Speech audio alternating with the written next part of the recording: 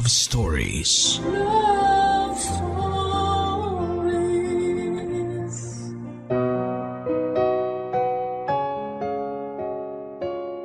Sa pag-ibig nga ay hindi ka lang basta matututong magmahal. Dito mo rin matututunan ang tunay na kahalagahan ng respeto at tiwala sa isa't isa. Na hindi lang pala sapat ang pagmamahal para manatiling buo at matatag ang isang relasyon. Kakibat na nga rito ang respeto at tiwala sa taong iyong minamahal. Lalo na kung ang taong mahal mo ay nakagawa ng isang malaking pagkakamali na maaaring makasira sa inyong relasyon. Dito mo rin matututunan na napakalawak at napakaraming nagagawa ng pag-ibig na tunay at yon ay ang pagtanggap at pagpapatawad sa pagkakamaling nagawa sa iyo. Katulad na lamang ng kwentong ibabahagi sa atin ngayong Sabado ni Berlin na sa kabila ng mga nangyari sa kanya ay piniling magpatawad at tanggapin ang pagkakamaling nagawa sa kanya. Gusto mo na bang makarelate sa kanya? Alamin natin yan sa kwento ng pag-ibig, buhay at pag-asa sa nangungunang Barangay Love Stories. Dear Papa Dudut, magandang araw po sa inyo at sa mga loyal kabarangay na nakikinig ngayon. Itago nyo na lamang po ako sa pangalang Berlin. 39 years old at kasalukuyang nakatira sa Mekawayan, Bulacan. Marami nagsasabi na kapag mahal mo ang isang tao ay nakahanda kang patawarin siya kung magkamali siya. Nakahanda kang tanggapin ang pagkakamali niya kahit na gaano pa yon kalaki at kasakit. Dahil nga mahal mo at iniingatan mo ang relasyon na matagal nyo nang binuo. Sa isang relasyon nga ay hindi naman nawawala ang mga problema na susubok sa katatagan ng inyong pagsasama. Lalo na kung malayo kayo sa isa't isa. Hindi ninyo nakikita ang ginagawa ng bawat isa. Pero doon nga masusukat kung gaano kalaki ang tiwala at respeto ninyo sa isa't isa. Na kahit magkalayo kayo ay hindi ninyo gagawin ang mga bagay na maaaring makasira sa inyong relasyon. Katulad na lamang ng nangyari sa amin ng nooy long-time boyfriend ko na si Jace. Third year high school pa lamang kami noon ay magkasintahan na kami ni Jace, Papa Dudut. Kami nga yung definition ng perfect relationship noon dahil ni minsan ay hindi kami nag-away at lagi kaming nagkakaintindihan. At kung may mga bagay man kaming maaaring pagtalunan, ay agad namin yung naaayos bago pa man kami humantong sa away. Hanggang sa makagraduate na nga kami ng college at nagkaroon kami ng kanya-kanyang trabaho ay nag-propose sa akin si Jace. Agad ko namang tinanggap dahil alam ko sa sarili ko na siya na ang gusto kong makasama habang buhay. Sa opisina nagtatrabaho noon si Jace habang ako ay isang crew sa isang sikat na fast food restaurant. Pero nagkaroon kami noon ng kasunduan na hanggat wala pa kaming 32 at wala pang sapat na ipon ay hindi pa kami maaaring magsama at magpakasal. Gusto kasi namin noon na handa na ang lahat bago kami lumagay sa tahimik. Yun din kasi ang ideal age ko para magpakasal. Wala namang naging problema noon sa plano naming pagpapakasal dahil parehong pamilya namin ay boto sa bawat isa sa amin. Pero kinakailangan mag-abroad noon ni Jace dahil sa matinding pangangailangan ng pamilya niya. Lalo pa at na-stroke ang tatay niya na siyang nagtatrabaho para sa kanila. 3 rin ang kapatid niyang nag-aaral noon na kailangan niyang tustusan. Kahit na may pag-aalangan sa akin ay pumayag naman ako dahil para naman sa pamilya niya ang gagawin niya. Nagkasundo na lamang kami noon na kapag nakabalik siya ng Pilipinas ay magpapakasal na kami kahit sa West lang. Pumayag naman ako at sinabi kong mag-iipon din ako para sa kasal namin at ganon din siya. Kailangan lang muna naming tiisin na magkalayo kami at magtiwala sa isa't isa. Malaki naman ang tiwala ko sa kanya dahil sa tagal naming magkasintahan noon ay hindi siya gumawa ng bagay na maaari naming ikasira. At ganon din ako dahil nga sa sobra naming mahal at nirerespeto ang bawat isa. Pero inaamin ko na hindi talaga naging madali para sa akin ang malayo kay Jace. Dahil may mga bagay na pumapasok sa isip ko habang magkalayo kami.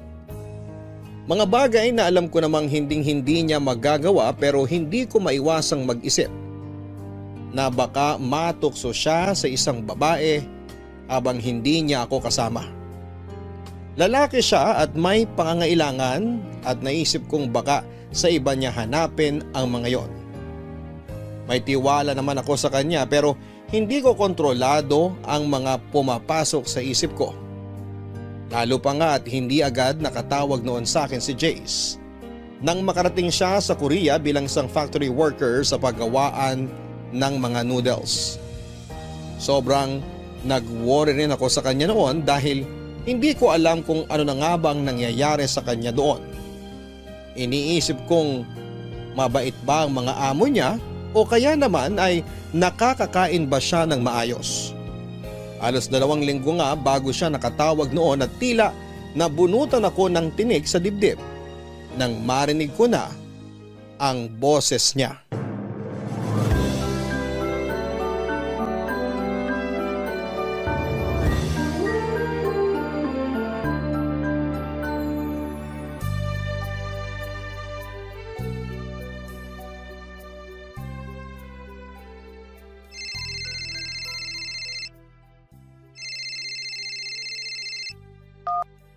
Love!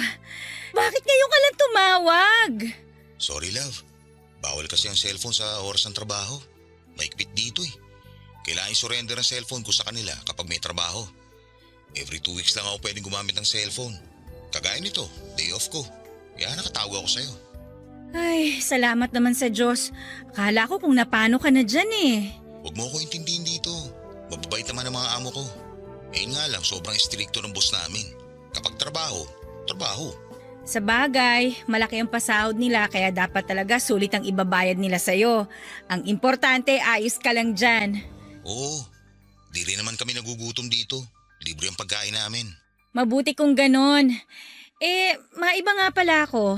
Nakatawag ka na ba kina tita para ipaalam ang lagay mo dyan? Oo, tumawag na ako sa kanila bago ako tumawag sa'yo. O anong sabi nila sa'yo?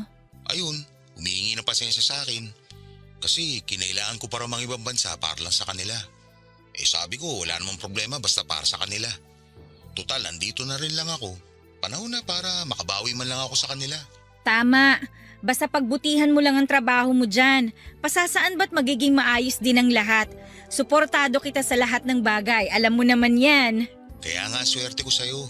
Kasi nandiyan ka palagi para suportahan ako. Naiintindihan mo yung mga bagay na kailangan kong gawin. Natural, mahal kita eh. Tsaka para naman sa pamilya mo ang ginagawa mo. Di lang naman para sa kanila itong ginagawa ko. Para sa atin din to. Magtatabi ako kahit papano para sa kasal natin. Kasi gustong-gusto na rin talaga kita pakasalan eh. Oo, alam ko. Basta ingatan mo palagi ang sarili mo dyan, ha? Umiwas ka sa tukso kahit anong mangyari. Alam mo namang mahal na mahal kita. Kaya hindi ako matutokso sa iba. Masyado kitang mahal para gawin sa'yo yun. May tiwala naman ako sa'yo.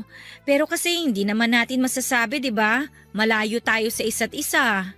Huwag ka mag-isip ng kung ano, love. Tatandaan mo lang palagi kung gaano kita kamahal. Kahit kailan hindi ako naging unfaithful sa'yo. Ang tagal na nga natin, oh. 12 years na tayo. Sa tingin mo ba, aabot tayo ng ganito katagal kung mababaw ang pagmamahal ko sa'yo? Sa bagay, tama ka. Pasensya ka na, love, ha? Hindi naman sa wala akong tiwala sa'yo, kaya naiisip ko yung mga ganyan. Naiintindihan naman kita. Hindi mo kailangang humingi ng pasensya. Natural lang na maramdaman mo yan.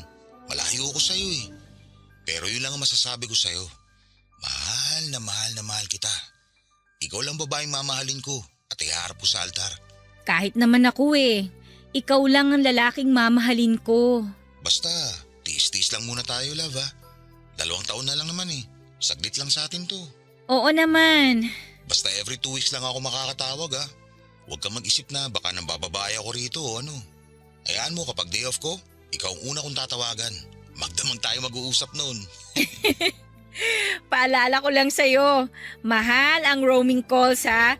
Hindi yan kagaya dito sa Pilipinas na unlimited. Tama na sa akin yung makausap ka kahit sandali. Malaman ko lang na ayos ka dyan, okay na ako. Oo nga pala. O paano? Babay muna ha. O sige, basta mag-iingat ka palagi dyan ha. Tumawag ka kagad sa amin kung may problema. Sige love. Salamat ha. Kayo din mag-iingat kayo dyan. Lalo ka na, pakakasalan pa kita. Oo. O sige na love. I love you. I love you too.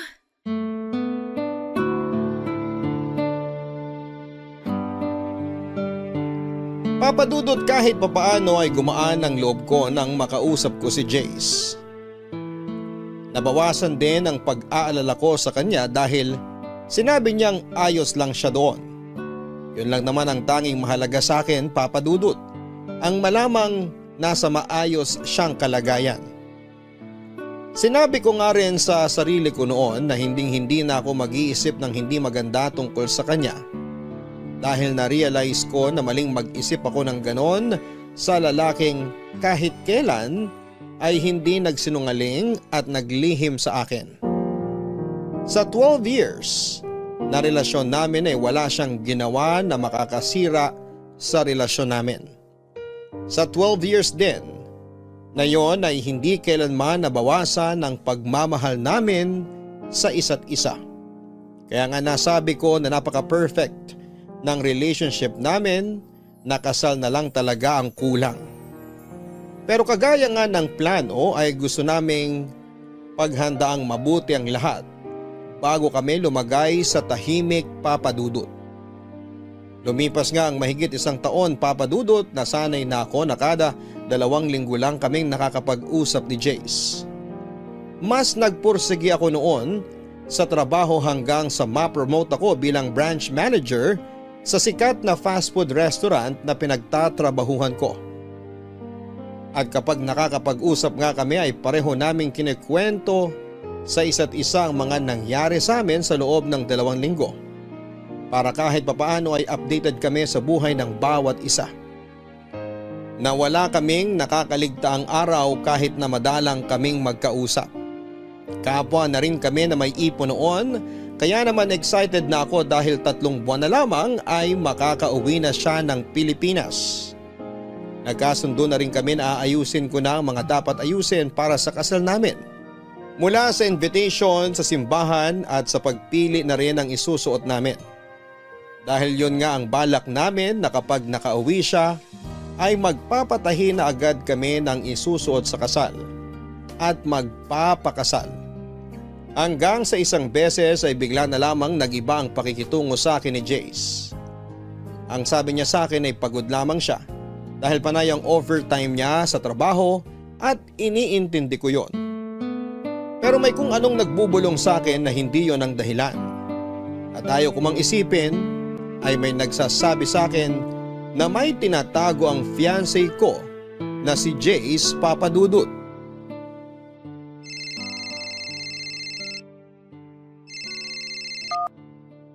Hi love! Buti naman nakatawag ka na. Hintay ako ng hintay sa tawag mo last time eh. Peak season kasi. Ah, ganun ba? O kumusta naman ang trabaho mo? Ganun pa rin. Walang pinagbago. Eh kumusta naman ang nakaraang linggo mo? Ayos lang. Puro trabaho. Ayos ka lang ba, love? Oo. Bakit? Wala naman. Para kasing wala kang gana makipag-usap sa akin. Guni-guni mo lang yun. Kung ayaw kitang kausap, di sana hindi na ako tumawag. Ewan ko, ibang-iba ka kasi ngayon eh. May problema ba? Sabihin mo sa akin. Walang problema. Huwag mo ko intindihin. Ay, love. Kung may problema ka, sabihin mo sa akin. Para mapag-usapan natin. Hindi yung sinasarili mo lang. Wala nga akong problema. Nag-iisip ka na naman ng kung ano-ano eh. Tingin mo ba bakit ako nag-iisip ng kung ano-ano ngayon? Jace, 13 years na tayo. Kilalang kilala na kita. Alam ko kung may problema ka. Kaya magsabi ka na sa akin, ano ba kasing problema? Sorry love. Promise, wala talagang problema. Sobrang pagod ko lang siguro. Sigurado ka? Oo love. Kung gusto mo, magpahinga ka na lang muna. Sa ibang araw ka na lang tumawag. Hindi okay lang. Kwentuhan mo na lang ako. Tungkol sa mga ganap sa'yo nito mga nakaraang linggo. Same routine pa rin. Bahay, trabaho, ganun. Siya nga pala. Okay na yung layout ng wedding invitation natin. Date na lang ang kulang. Tapos, nailista ko na yung mga pagbibigyan.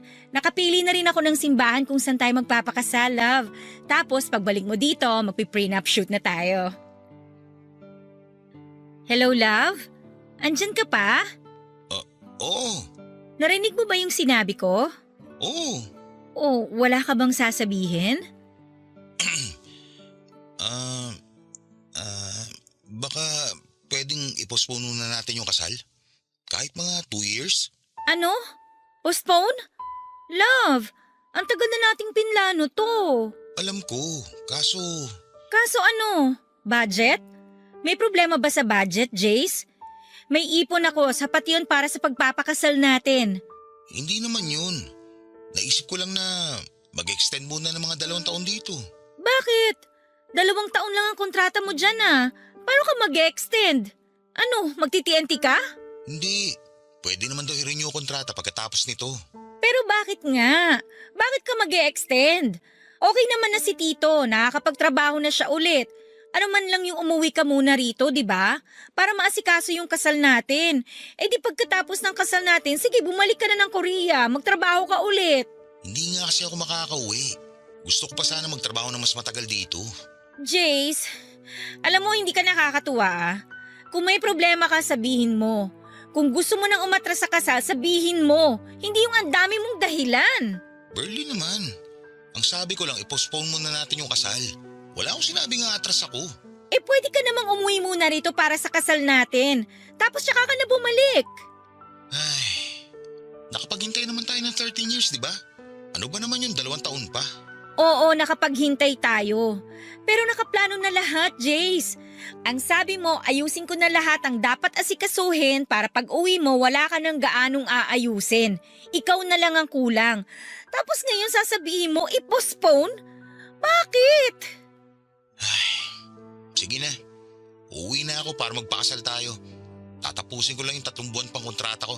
Hindi ko alam kung ano ba talagang problema at bigla ka na lang magsasuggest na i-postpone natin. May problema ba sa family mo? Wala. Hayaan mo na. Uuwi na ako. Magpapakasal tayo kaya huwag ka nang mainis. Sa susunod na lang tayo mag-usap o kaya kung makakatawag ako mamaya. Magpapahinga muna ako at wala pa akong tulog. Okay lang ba? Ay, okay, sige.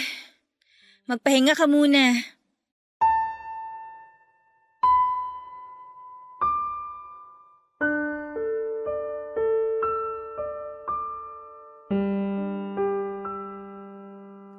Papadudod sa kabilangan ng pagtataka ko sa naging reaksyon ni Jace ay isinawalang bahala ko na lamang yon kahit na may nararamdaman akong hindi maganda. Sa aming dalawa kasi ay si Jace talagang excited na magpakasal kami kaya hindi ko maiwasang mag-isip ng kung ano-ano. Pero pinigil ko ang sarili ko at iniisip na baka nga pagod lang talaga ito sa trabaho at hindi makapag-isip ng maayos. Naisip ko rin na baka marami siyang iniisip tungkol sa pamilya dahil sa kanya nakaatang ang responsibilidad. Marahil din ay nape-pressure ito sa kung ano nga ba ang dapat niyang unahin. Papadudot hindi na nga ulit siya nakatawag sa akin ng araw na yon. Pero ayos lang naman sa akin, mas maigi na rin siguro yon para makapag-isip siya ng maayos. Napagpasyahan kong maghintay na lamang sa kung ano nga ba ang magiging desisyon niya. At bilang partner ay nakahanda akong irespeto kung ano man yon.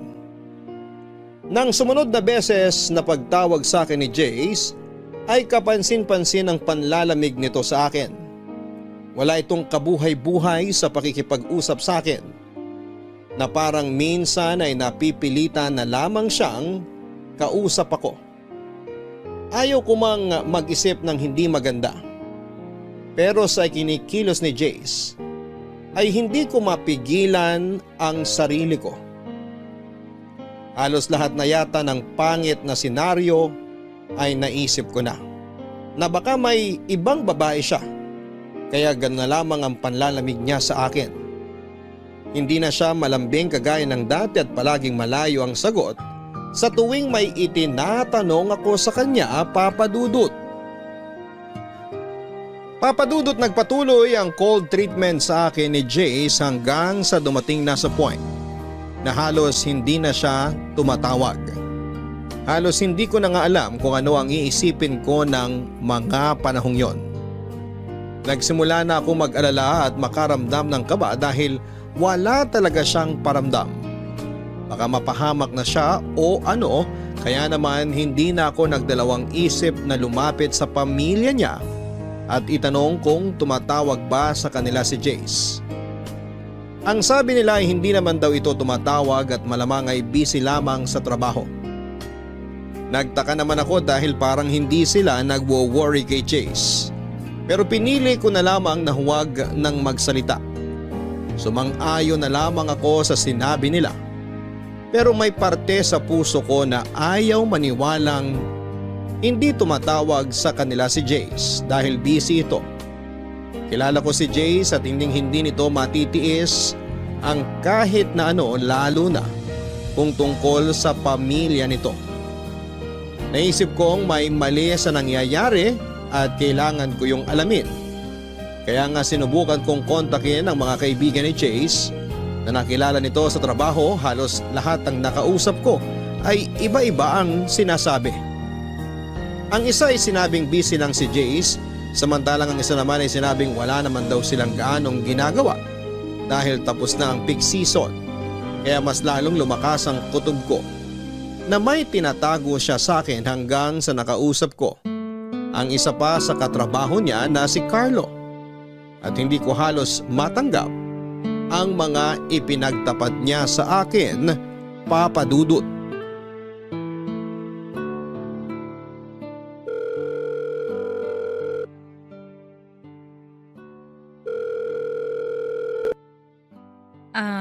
Hello?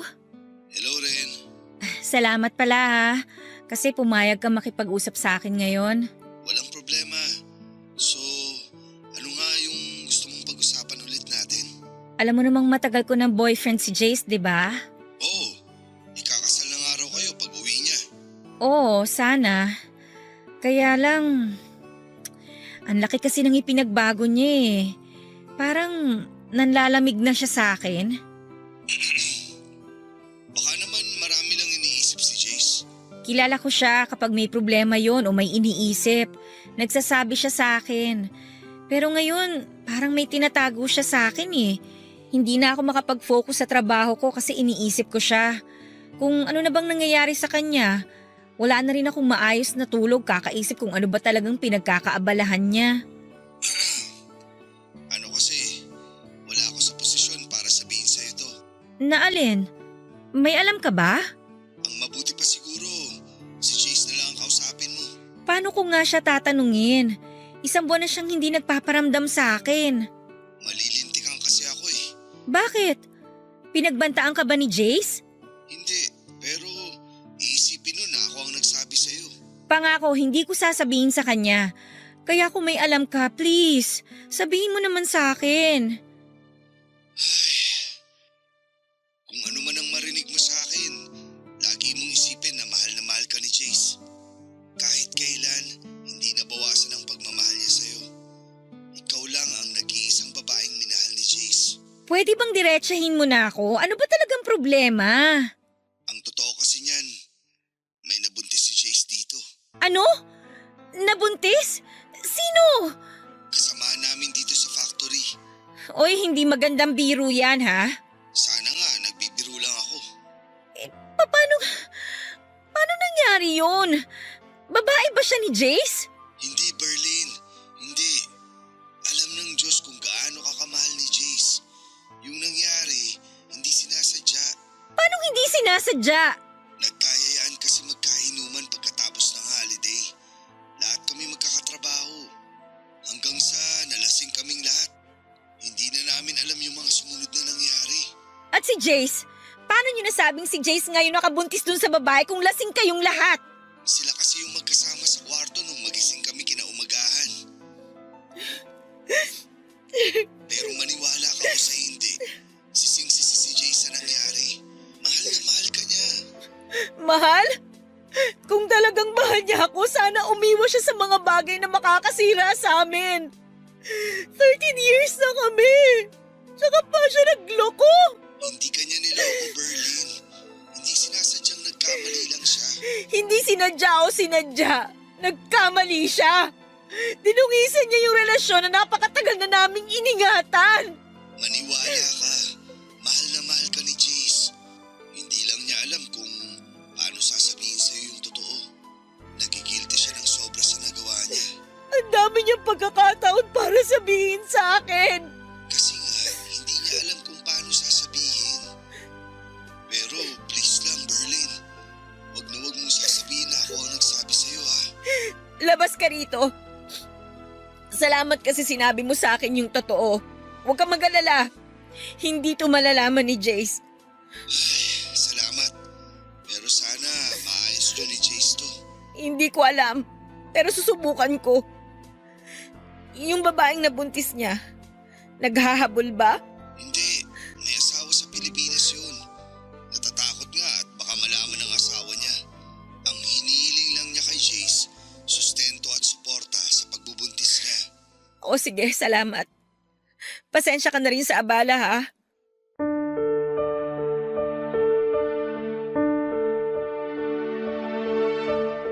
Papadudod para akong hinagisan ng bomba dahil sa mga nalaman ko. Pakiramdam ko ay mamamatay ako sa sobrang sakit dahil parang paulit-ulit na sinasaksak ng kutsilyo ang puso ko. Sa sobrang tagal naming magkarelasyon ni Jace ay ni minsan ay hindi siya nagloko. At kahit minsan ay hindi kami nag-aaway ng dahil lamang sa babae. Kaya may parte pa rin sa puso ko na ayaw maniwala sa mga sinasabi ni Carlo. Pero ano nga ba ang mapapala niya kung sakaling siraan niya si Jace sa akin? Maliban na lamang kung may lihim na galit ito rito. Hindi ko alam kung paano ko tatanggapin ang katotohanang magkakanak siya sa ibang babae. Pakiramdam ko ng mga oras na yon ay wala akong kwentang babae. Dahil sa kabila ng pagmamahal ko kay Jace ay nagawa niya yon sa akin. Sarado ang utak ko ng mga oras na yon dahil wala akong pakialam kung sinadya yon o hindi.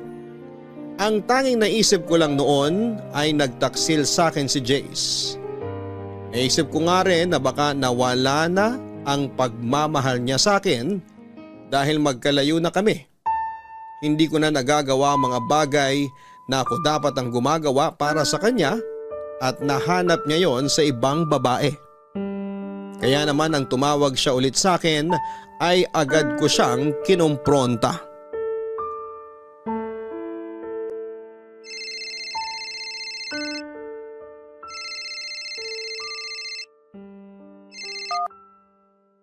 Hello? Napatawag ka? Hi love, pasensya na kung ngayon lang ako nakatawag ulit. Sobrang dami lang talagang ginagawa sa factory. Lagi pa ako nag-overtime. Ayos lang. Galit ka ba sa akin? Hindi. May dapat ba akong ikagalit? Oo, kasi matagal akong di nakatawag sa'yo. Alam ko naman na busy ka. Sorry talaga love. Namiss kita ng sobra. Kamusta ka na? Ayos lang, buhay pa. Bakit parang galit ka sa akin? Sorry talaga love kung ngayon lang ako nakatawag. Sorry din kung lagi akong lutang pag magkausap tayo. Sobrang dami ko lang talagang iniisip. Kung ano man yung iniisip mo, wala akong pakialam. Love naman. Sorry na. Babawi ako sa'yo, promise. Tuloy na uwi ko. Mapapakasalan na kita. Uuwi ka? Paano yung nabuntis mo dyan? Saan mo naman ako yung kalokohang yan? Alam mo loyal ako sa'yo. Kung magloloko ako, di sana noon ko pa ginawa. Alam mo naman kung gaano kita kamahal. Hindi ko alam kung anong klaseng pagmamahal yang sinasabi mo. Teka nga, sino nagchismis sa'yo niyan? Alam mong hindi kita kaya ipagpalit sa iba. Mahal na mahal kita, Berlin. Pwede ba, Jace? Huwag na tayong maglokohan. May nagsumbong na sa akin eh. Kaya huwag ka nang magsinungaling. Magsabi ka na lang ng totoo kaysa paikot-ikot lang tayo dito. Hindi ako tanga. Alam mo yan. Okay, magsasabi na ako. Pero please, huwag mo isiping niloloko kita.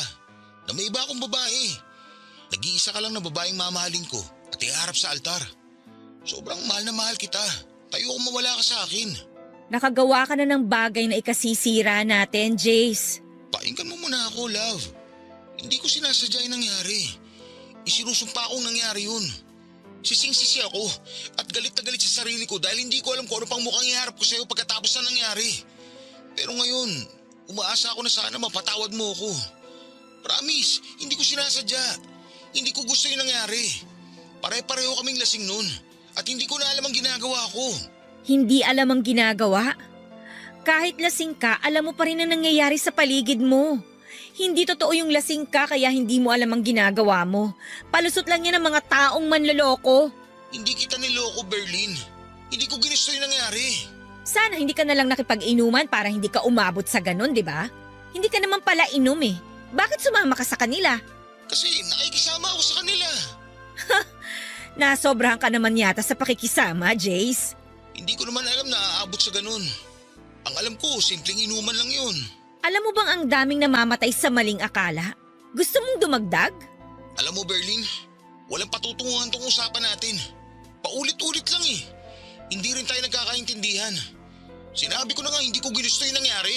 Oh, ngayon ikaw pa ang galit? Ang galing mo naman. Ako na nga itong niloko. Ako pa yung kailangan mag-adjust sa katangahan at kakatihang ginawa mo. Pinaliwanag ko na sa'yo kung ano ba talaga nangyari. Pero parang hindi mo naman naiintindihan.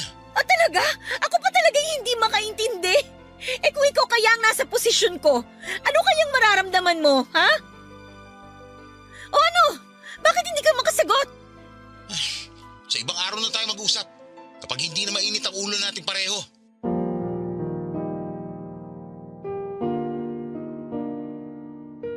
Papadudot minabuti na nga lang namin na huwag na munang mag-usap dahil pareho pang mainit ang mga ulo namin. At baka kung saan pa kami humantong. Hindi ko alam noon kung paano tatanggapin lahat ng mga nalaman ko o lalo na kay Jace na mismo nang galing ang mga salitang hindi ko nais marinig o mas tamang sabihin na kinakatakutan kong marinig. Hindi ko alam kung paano at bakit kami humantong. Sa ganon na kung kailan marami na kaming pangarap at plano sa buhay ay saka pa kami susubukin ng matinding problema na hindi ko alam kung kaya ba naming solusyonan. Halos mamatay na nga ako sa sobrang sakit, Papa Dudut. Itinatanong ko sa sarili ko kung saan ako nagkamali o saan ako nagkulang dahil tila napakabigat naman yata ng problemang ibinato sa akin ng Diyos. Problemang parang hindi ko kayang pasanin at lutasin. Iniisip ko na sa dami ng plano at pangarap na binuo namin nang magkasama ay isang pagkakamali lang ang magiging sanhi ng pagkasira ng mga yon. At dahil nga sa pagtatalo naming yon, Papa Dudut, ay minabuti muna naming dumistansya ni Jace sa isa't isa. Lalo pa't hindi ko na rin alam kung ano nga ba ang sasabihin ko sa kanya. Alam na alam ko sa sarili ko na kapag nag-usap kami ay kung ano-ano na naman ang masasabi ko sa kanyang masasakit na kailanman ay hindi ko na mababawi. Oo nga at galit ako sa kanya pero naroon pa rin ang respeto ko sa kanya bilang tao. Naisip ko lang na isang pagkakamali lang yung nagawa niya. Pero hindi ko makuha sa sarili ko na tanggapin yon. Gayong alam kong hindi naman talaga niya sinasadya. Marahil ay napakasakit lang sa akin dahil kung kailan may plano na kaming magpakasal ay saka pa yon nangyari. Na tila ba gustong hadlangan ng tadhana ang pagsasama namin. Sobrang litong-lito ako nung mga panahong yon. Hindi ko alam kung ano ang dapat kong gawin para maayos ang relasyon namin na hindi naman ako ang sumira. Pero sa kabila nga ng mga nalaman ko ay sinolo ko yon. Walang nakalam kahit sino sa pamilya ko o sa mga taong nakakakilala sa amin dahil ayaw kong masira ang imahe ni Jace sa kanila. Kahit papaano ay gusto kong itago ang kahihiyan dahil naisip ko na ang kahihiyan ni Jace ay kahihiyan ko na rin. Malaking insulto din yon sa akin kung sakali dahil sa tinagal-tagal nga naming magkasintahan ni Jace ay ni minsan ay hindi siya gumawa ng bagay na ikakasira namin. Simpleng inuman lang pala ang magiging mitya ng bombang sisira sa amin. At may mga bagay na hindi talaga maiiwasan kagaya na lamang ng muling pag-uusap namin ni Jace.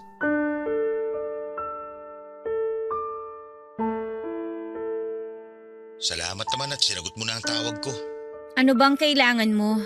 Gusto ko tayong makausap na maayos. Please, Berlin.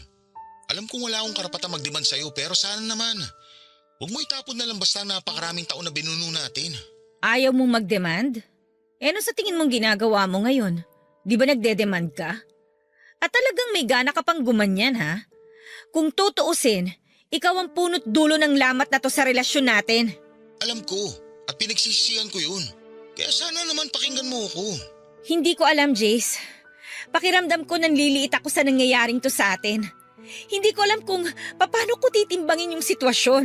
Dahil sinadya mo man yun o hindi, nagkamali ka pa rin. At hindi lang simpleng pagkakamali ha. May batang involved dito, Jace. Alam kong napakalaki ng pagkakamali ko, Berlin. Pero sana naman tanggapin mo pa ako.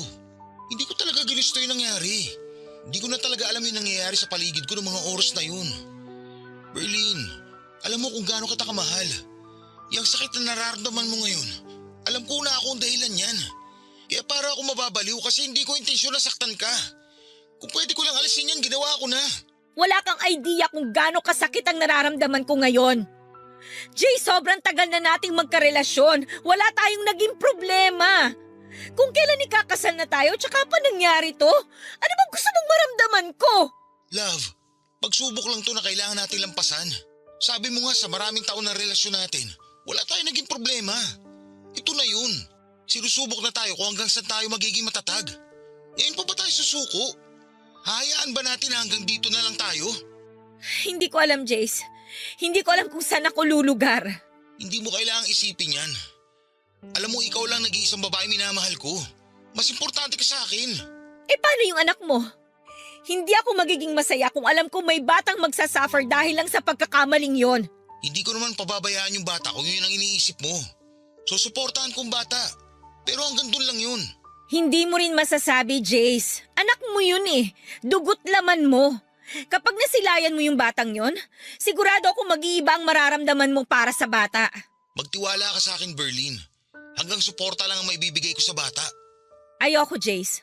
Hindi ko maaatim na agawan ng ama ang isang walang kamuwang-muwang na bata. Kung tutuusin, hindi naman niya ginustong mabuo. Bunga lang siya ng isang gabing pagkakamali. Naawa ako sa bata, Jace. Anong magagawa ko? Oo, anak ko yun. Pero mas importante ka sa akin. Hindi naman ako papayag na mawala ka sa akin. Hindi ko naman tatalikuran ng bata eh. Ibibigay ko lahat ng pangangailangan niya. Pero yun lang yun. Naisip ko lang kasi, kung ako yung nasa kalagayan ng babae, parang ang hirap. Yung anak ko walang kikilalaning ama. Love, wag mo munang isipin na ibang tao, please. Isipin mo muna tayo. Ang relasyon natin. Kung paano natin naayusin. Mahal na mahal kita. At kung kailangan na lumod at magmakaawa ako sa harapan mo, gagawin ko. Lahat gagawin ko para mapatawad mo ako. Huwag mo lang akong iwan. Ang hirap kasi eh. Hindi ko alam kung anong sasabihin ko sa'yo. Hindi ko alam kung ano ba yung tamang desisyon na dapat kong gawin. Basta tuloy yung plano natin. Magpapakasal tayo. Walang magbabago. Ewan ko. Ang kasal sana natin ang pinakamasayang araw sa buhay ko. Pero paano ako magiging masaya sa sitwasyon natin ngayon? Ayoko magpakasaya knowing na may batang magsasuffer in the end. So ano? Ganun na lang? Maghihiwalay tayo? Iiwan mo ako? Ang sinasabi ko lang, palipasin muna natin ang unos.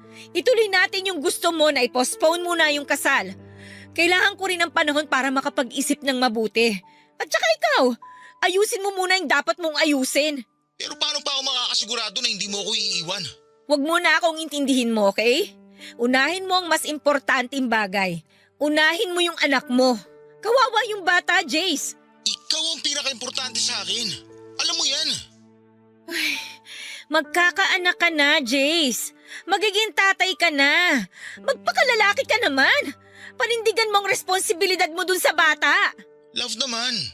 Paikot-ikot na naman tayo eh. Hindi ko nga pababayaan ng bata. Jace, hindi lang sustento ang kailangan ng bata. Kailangan din niya ng kalinga at pagmamahal ng isang ama. Anong gusto mong gawin ko? Iwan kita. Tapos magpakatatay sa batang hindi ko naman ginusto mabuo. Magdahan-dahan ka sa pananalita mo, Jace, ha? Mas lalong hindi hiniling nung bata na mabuo siya. Kasi kung may choice lang siya na pumili na magiging magulang, for sure, hindi ka pipiliin ng bata dahil alam niyang hindi mo siya tanggap. Oo, hindi ko siya tanggap. Pero pananagutan ko siya. Berlin, please. Bigyan mo pa ako ng isang chance na itama lahat to. Pero wag na wag mong hingin sa akin na maghiwalay tayo. Kasi hindi ko kaya yun. Bigyan mo ako ng panahon na mag-isip. Habang inaayos mo mga dapat ayusin, i-postpone muna natin ang kasal. Okay, sige. Kung yan ang gusto mo. Pero ito lang ang masasabi ko. Mahal na mahal kita. At kung kailangan ko mamili, ikaw at ikaw ang pipiliin ko.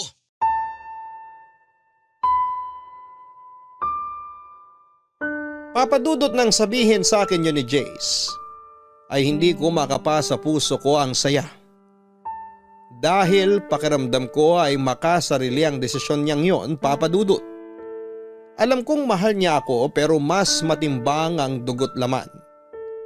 Naisip ko rin na kung ako ang nasa sitwasyon ng babaeng nabuntis niya, ay baka hindi ko kayanin ang pagpapalaki sa bata ng mag-isa. At mas lalong ayaw ko na lumaki ang magiging anak ko na walang kikilalaning ama. Papadudot, minabuti ko nga na huwag na munang makipag-usap kay Jace para makapag-isip kaming pareho. Pero kung ako ang tatanungin, ay kung hihingin man ang pagkakataon ay handa akong palayain siya alang-alang sa bata. Tinis ko nga noon na hindi makipag-usap sa kanya kahit pa tawag siya ng tawag. Tiniis kong wag sagutin ang mga tawag niya dahil yon ang sa tingin kong tama.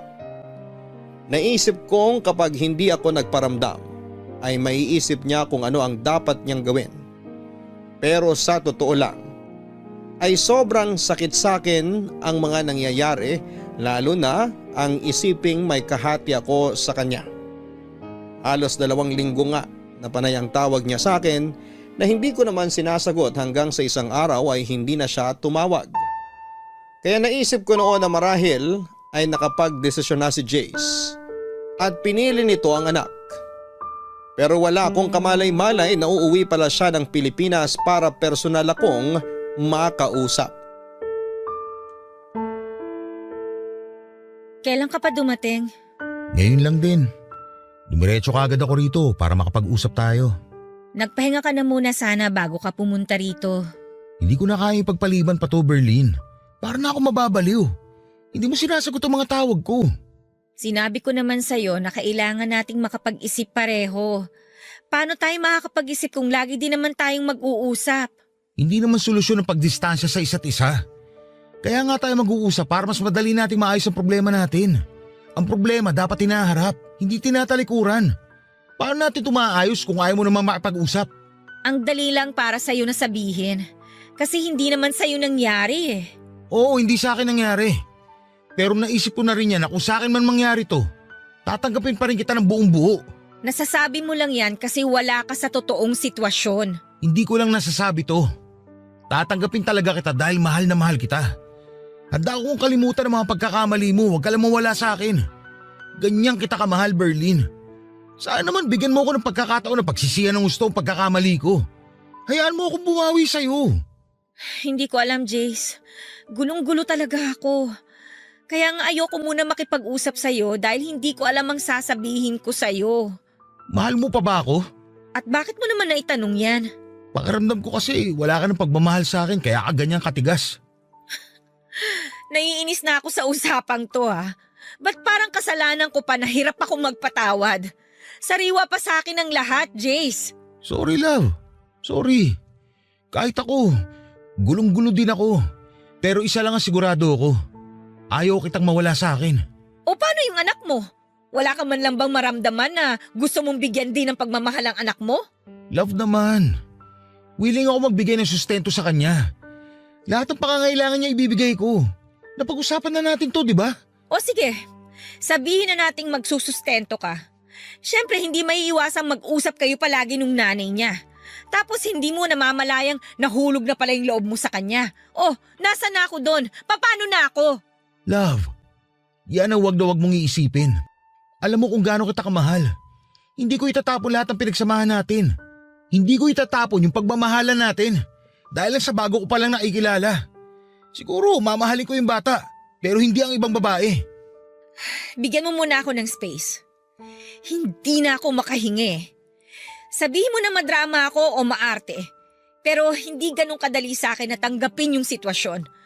Na yung lalaking pakakasalan ko nakabuntis ng ibang babae.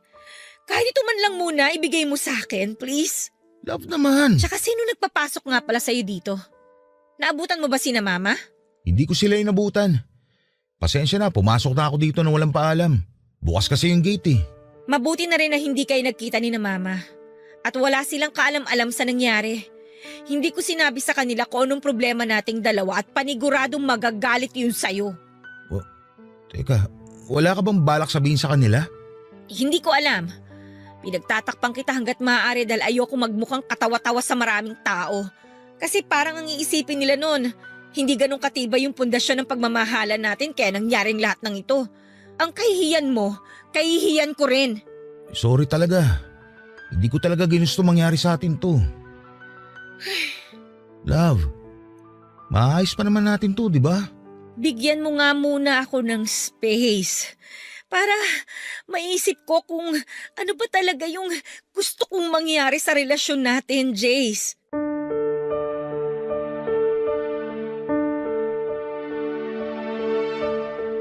Hindi na nga kumontra pa si Jace noon nang sabihin kong gusto ko muna ng space.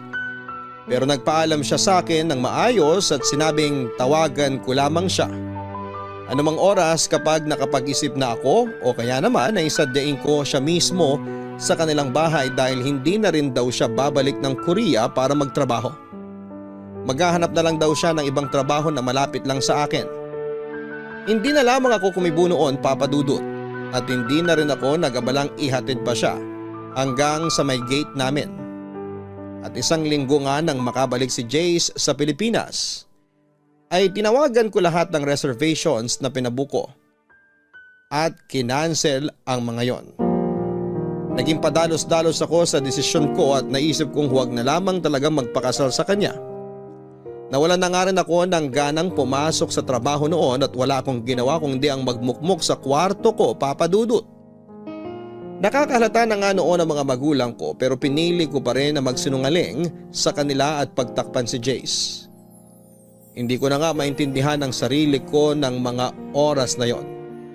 Dahil hindi ko alam kung bakit pilit ko siyang pinagtatakpan, gayong mga magulang ko lang ang maaaring umintindi sa akin sa sitwasyong yon. At ang palusot ko na lamang sa kanila noon ay masama ang pakiramdam ko kaya hindi muna ako makakapasok. Pero sadyang walang lihim na hindi nabubunyag. Dahil nalaman din ng mga magulang ko ang problemang kinakaharap namin ni Jace, Papa Dudut. Papa Dudut, hindi ko alam kung paano at saan nalaman ng mga magulang ko ang tungkol sa sitwasyon namin ni Jace. Pero isang bagay lang ang alam ko. Yon ay napakatindi ng galit nila kay Jace pero sinabi naman nila sa akin na sakto umano na nandun sila sa bahay nila Jace para sana maghatid ng mga deliver na baboy ay may babae umano doon. Nakausap nila Jace at nalaman nila ang babaeng yon ay nabuntis ni Jace habang nasa Korea. Sinabi pa ng mga magulang ko na gustong-gusto nilang saktan at pagalitan si Jace. Pero mas pinili na lamang nilang umalis at huwag nang mag-iskandalo. Agad ko naman silang tinanong kung naroon pa ang babaeng kausap ng mga magulang ni Jace. At sinabi nilang nandun pa dahil pinag-uusapan umano ng mga ito ang tungkol sa bata. Papadudot, wala nga akong inaksayang panahon at umalis ako ng bahay nang walang ligo at toothbrush dahil sa pagmamadali kong puntahan si Jace. Pero nang makarating ako doon, ay hindi ko na inabutan ang mga magulang ni Jace dahil may pinuntahan ang mga ito. Ang tanging nadatnang ko na lamang sa sala ay si Jace at ang babaeng sigurado kong nabuntis ni Jace. Hindi ko napigilan at tignan siya mula ulo hanggang paa at ramdam kong nailang siya sa akin, Papadudot. Sa tansya ko noon ay ilang taon ang tanda ng babae sa aming dalawa ni Jace. Siguro ay nasa 34 o 35 dahil halata naman sa itsura. Maayos itong manamit at mukhang desente. Yun nga lang ay mabigat talaga ang loob ko sa kanya. Nabigla pa nga si Jay sa pagdating ko pero agad ding nakabawi at inanyayahan akong maupo para makapag-usap kaming tatlo.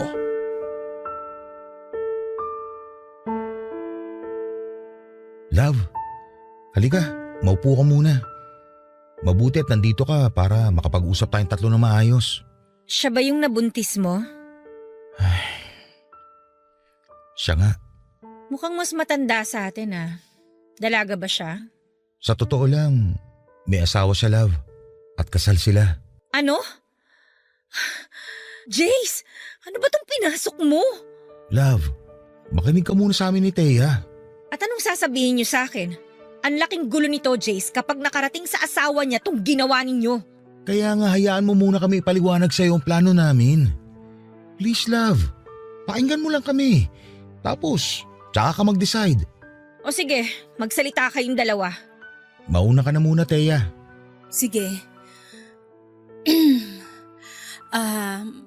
Nasabi na naman ni Jace na may asawa ako dito sa Pilipinas.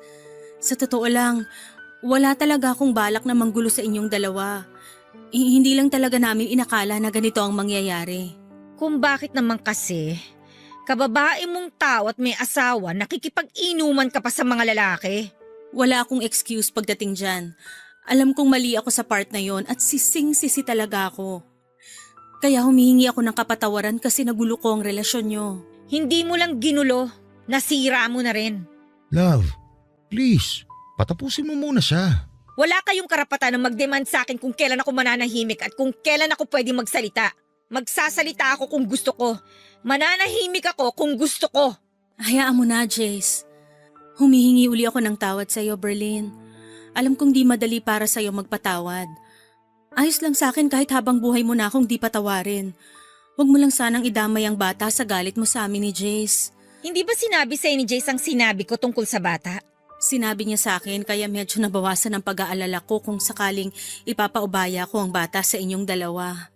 Ipapaubaya? Anong ibig mong sabihin? Nagpunta ako rito para ipaalam kay Jace ang bala ko pagkaluwal sa bata. Kaya nga sinabi ko may asawa ko. Mapapatay ako ng asawa ko kapag nalaman niyang nabuntis ako ng ibang lalaki. Gusto ko lang sana na hanggat hindi ko pa naluluwal yung bata, suportahan ako ni Jace mula sa pagbubuntis hanggang sa tuluyan na akong manganak. At kung pwede, dito muna ako hanggat hindi pa ako nakakapanganak. Ano? Dito ka titira? Sa bahay ni Jace? Oo, sana.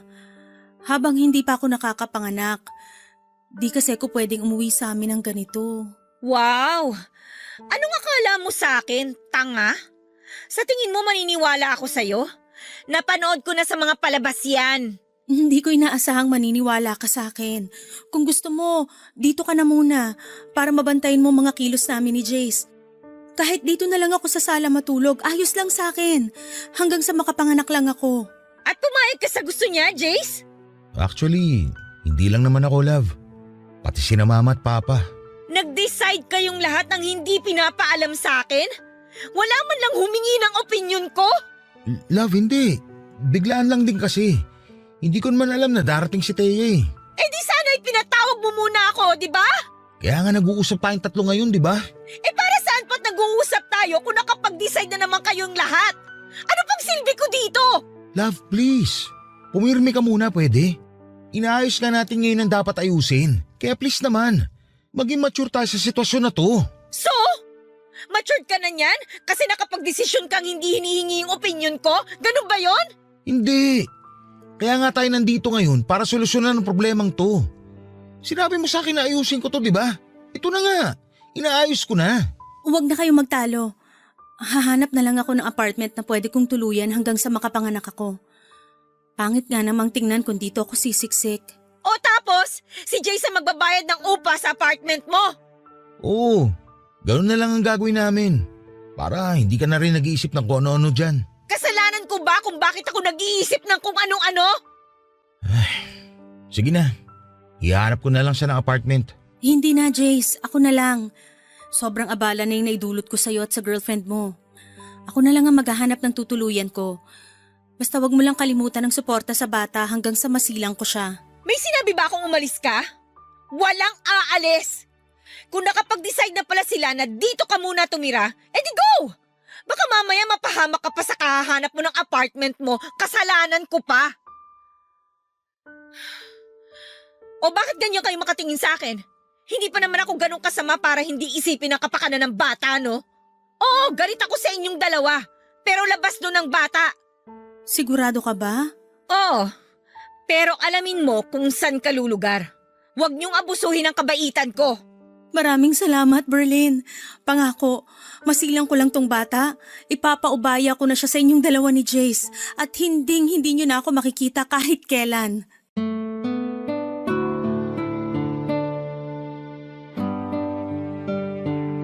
Papadudot wala na nga akong nagawa kung hindi ang sumang-ayon na lamang sa desisyon ni Jace at ni Thea. Dahil kahit pagbalik na rin man ang mundo ay dugot laman yun ni Jace. Isa pa'y wala itong kamuang-muang sa pagkakamali ng kanyang mga magulang. At hindi ako masamang tao para hindi isipin ang kapakanan ng sanggol na hindi pa naisisilang. Doon ko rin na-realize na hindi basta-basta ang samahan namin ni Jace para lamang masira ng ganon dahil lang sa isang pagkakamali. Na-realize ko rin ang mga sinabi niya na kung talagang mahal mo ang isang tao ay handa kang tanggapin itong muli kahit na ano pa ang naging pagkakamali nito. Basta bukal sa kalooban nito ang pagsisisi sa pagkakamaling nagawa niya. Papadudot na kahanda akong tanggapin ang bata sa oras na yon. Naisilang ito. Pero hindi ko alam sa sarili ko kung kaya ko ba siyang akuin na parang tunay kong anak. Ngunit susubukan ko. Marami man akong agam-agam sa kung ano ang magiging reaksyon ng mga taong nakapaligid sa amin. Kapag nalaman ang tungkol doon, lalo na ang mga magulang ko ay hindi ko na muna yon iisipin. Ang tanging nasa isipan ko na lamang ng mga oras na yon ay maayos na ang gulo at makapagsimula kaming muli ni Jace. Naging maayos naman ang pagtira ni Thea sa bahay ni na Jace. At totoo sa mga sinabi nito ay tanging masisilungan at suporta lamang ang gusto nito mula kay Jace hanggang sa ito ay makapanganak. Lumipas nga ang ilang buwan at tuluyang nagsinang si Thea ng isang sanggol na lalaki at pinaubaya ito sa aming dalawa ni Jace. Masakit man umano sa kanya na iwan ang sariling anak ay alam naman niyang hindi ito mapapabayaan dahil kasama nito ang tunay na ama. Tulad nga rin ang ipinangako niya sa amin ay hindi na siya muling magpapakita pa. Nang maayos nga namin ang tungkol sa custody ng bata ay nakiusap naman sa akin si Jace na kung maaari ay relasyon naman namin ang aming ayusin.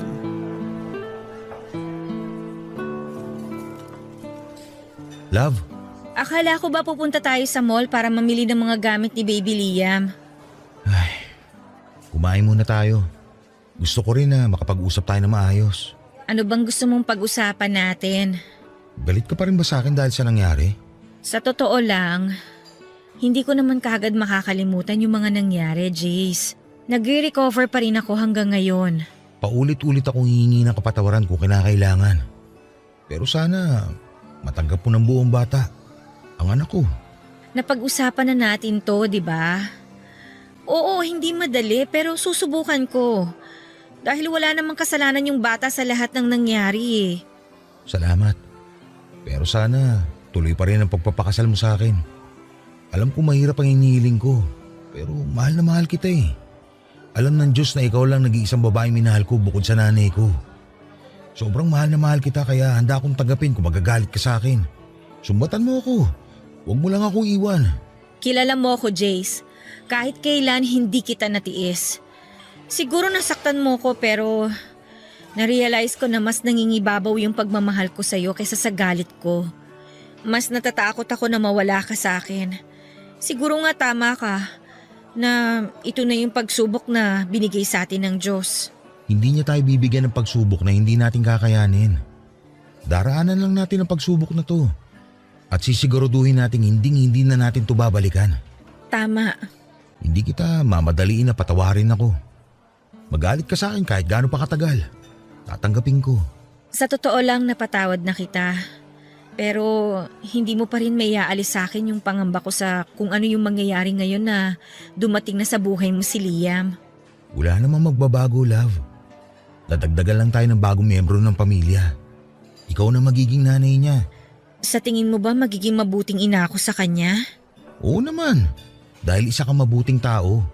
Wala akong alam sa pag-aalaga ng bata. Tutulungan naman tayo ng mga magulang ko. Pero maiba ako. Ano palang sabi ng mga magulang mo tungkol sa bagay na to? Wala naman daw silang magagawa at nandito na to. Kailangan lang daw na panindigan at nakakaawa nga yung bata. Nahihiya rin ako sa kanila. Wala na akong mukhang maiharap sa kanila eh. Pero handa akong hingi ng kapatawaran nila. Galit na galit sila. Pero hindi sa'yo. Nagagalit sila dahil sa nangyari. Pangako, gagawin ko ang lahat para mapatawad nila ako. Kahit pa mag-back to zero ako sa panliligaw sa'yo at sa kanila.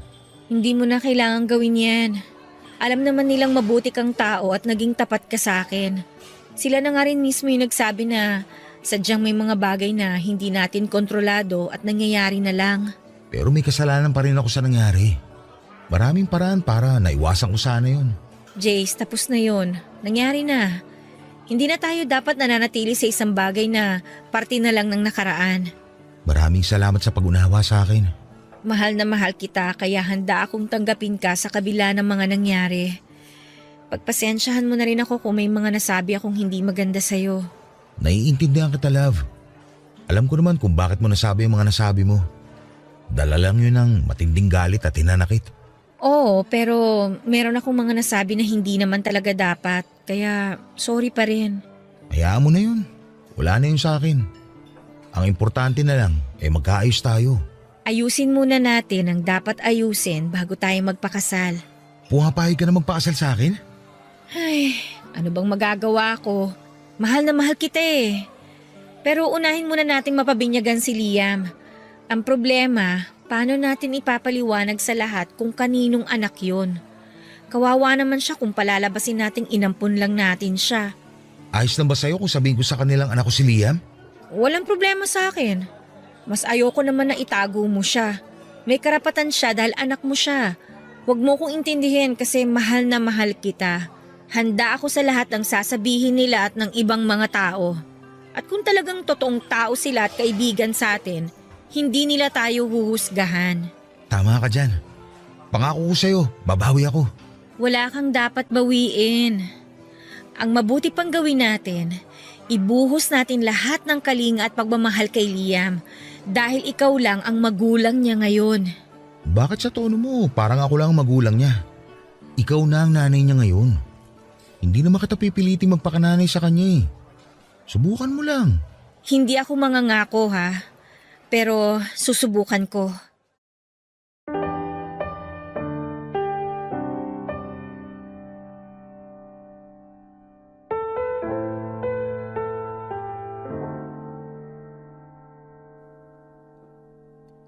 Papadudot, pinabinyagan nga namin si Bibi Liam at pinaalam sa lahat ng mga kakilala na tunay na anak yun ni Jace.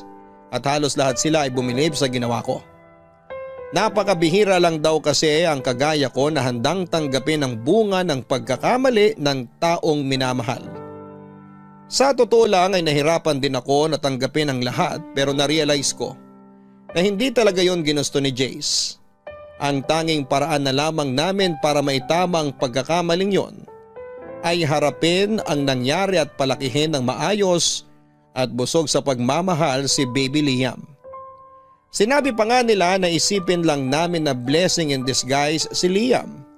Lalo pa nga at na-diagnose akong may PCOS. Ibig sabihin ay maliit lamang ang chance ko na magbuntis.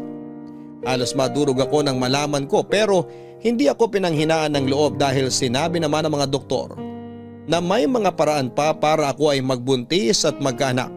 Makalipas nga ang ilang buwan matapos ang binyag ni Baby Liam ay ang kasal naman naming dalawa ni Jace ang aming inasikaso.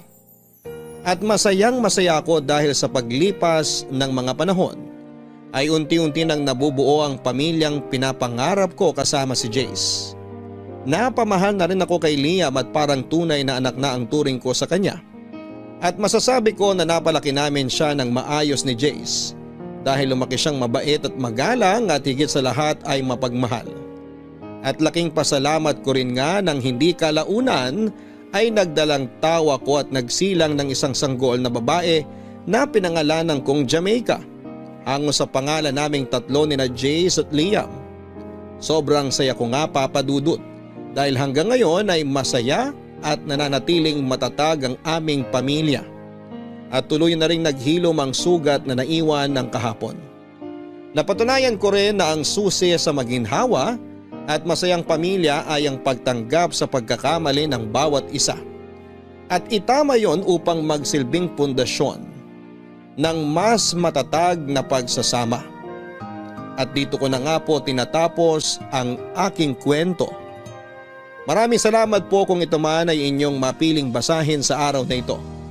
More power po sa inyong programa. Ang inyong loyal kapuso at kabarangay, Berlin. Maraming salamat Berlin sa pagbabahagi mo ng iyong kwento ng puno ng tapang at pagmamahal. Tapang na tanggapin ang pagkakamali ng taong labis mong minamahal. Sa buhay ng tao ay napakaraming beses na maaari tayong magkamali. Ngunit marami rin namang paraan upang maitama natin ang pagkakamaling yon. Bagamat mahirap nga ang magpatawad at tumanggap ng pagkakamali, ay lagi sanang manaig sa atin ang pagmamahal. Nang sa gayon ay maibigay natin ang pagpapatawad at pagtanggap na nararapat para sa kanila. Hanggang sa muli, ako po ang inyong si Papa Dudut sa mga kwento ng pag-ibig, buhay at pag-asa sa Barangay Love Stories #1. Sabay-sabay nating pakinggan ang iyong kwento ng pag-ibig, buhay at pag-asa. Ipadala lang sa barangaylovestories@yahoo.com. Nagustuhan ng iyong napakinggan? Ituloy yan via live stream sa www.gmanetwork.com/radio.